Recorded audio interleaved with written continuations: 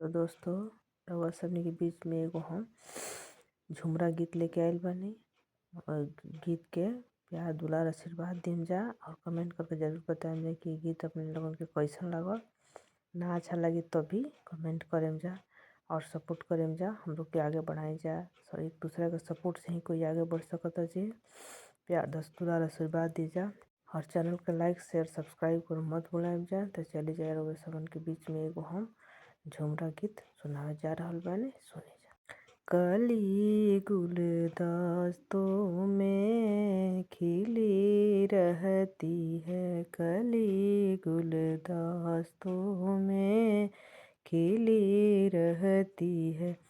आजकल की सासू बहुत बुरी है, आजकल की सासू बहुत बुरी है। सदा दिन खर्ची में लगी रहती है, सदा दिन खर्चा में लगी रहती है। कली गुलदस्तों में खिली रहती है।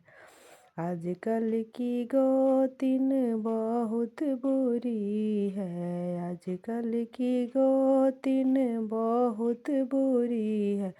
सदा दिन अलगा में लगी रहती है, सदा दिन अलगा में लगी रहती है। कली गुलदस्तों में खिली रहती है। आजकल की ननद बहुत बुरी है, आजकल की ननद बहुत बुरी है।